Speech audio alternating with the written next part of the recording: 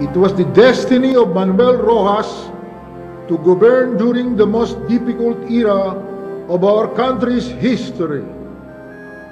Considering the extreme brevity of the time fate was to allot to him, no other ruler without his talent and industry could have achieved as much as he. He worked with such intensity that it seemed that every day was to be his last.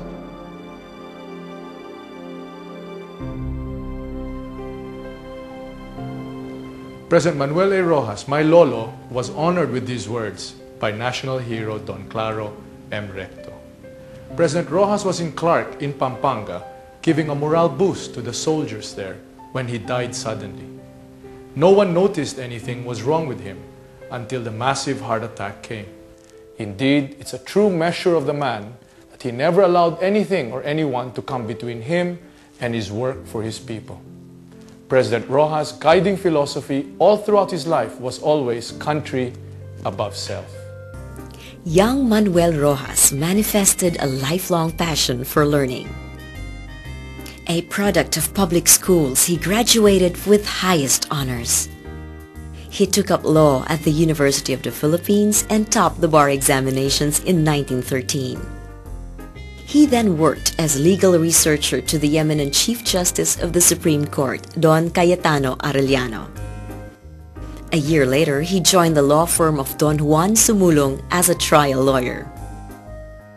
His grandfather's death, however, forced him to change careers. Back home in Capiz, he discovered the world of politics. At 27, he became the youngest governor and was elected president of the Governor's Convention.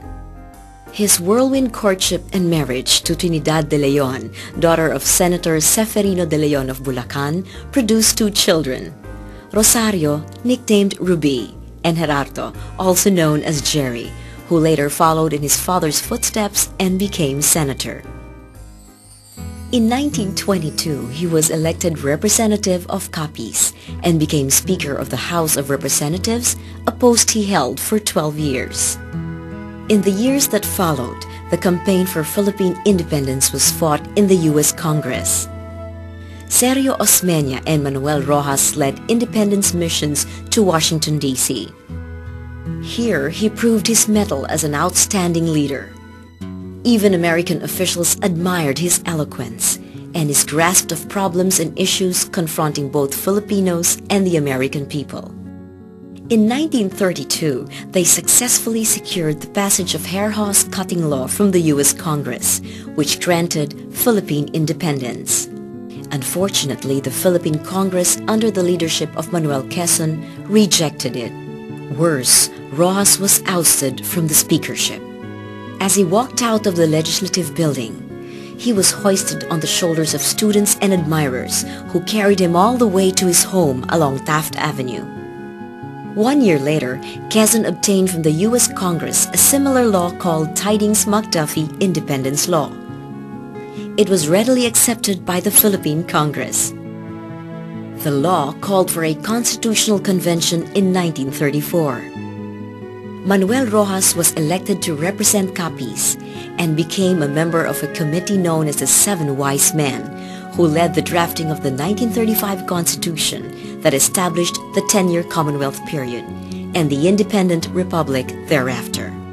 Quezon was elected in 1935 as President of the Commonwealth and Sergio Osmeña as Vice President. Running this time with the opposition, Manuel Roxas won again as an assemblyman representing Capiz. Notwithstanding their belonging to different political parties, Quezon offered oppositionist Roxas the finance portfolio. As finance secretary, Roxas showed his brand of economic nationalism when he espoused ang bagong katipunan, the forerunner of the late President Carlos P. Garcia's Filipino First policy. On December 8, 1941, the Japanese forces attacked Pearl Harbor. On the same day, the Philippines was also bombed. It was a day of infamy, and the beginning of 3 oppressive years of Japanese occupation in the Philippines. It was also the beginning of a very important and decisive chapter in the public career of Manuel Roxas. Roxas was assigned as MacArthur's aide and liaison officer between the USAFE and the Commonwealth government. He was responsible for sourcing food supplies from Capiz for some 120,000 soldiers under siege in Corregidor and Bataan. When a full Japanese invasion was evident, Quezon and his cabinet asked Roxas to join them in exile to America. Roxas declined, reasoning it was his duty to remain behind the embattled soldiers and the Filipino people.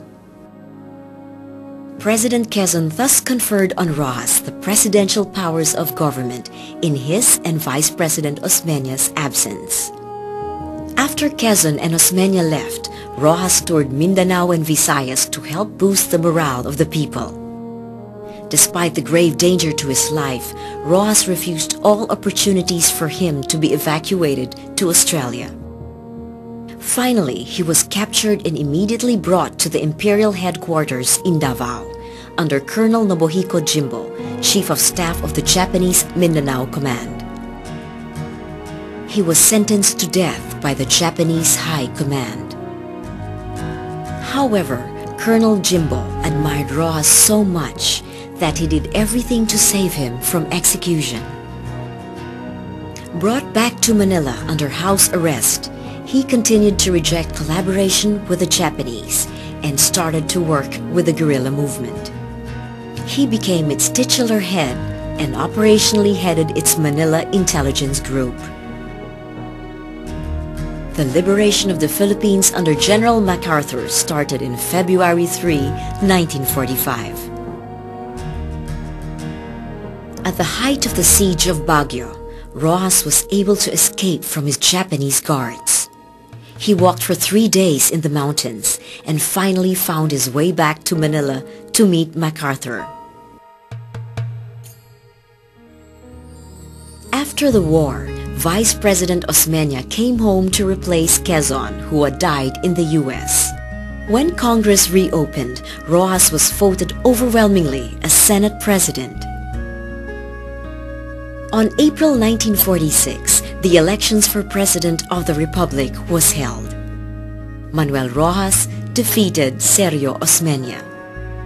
Roxas was proclaimed the last President of the Commonwealth on May 28, 1946.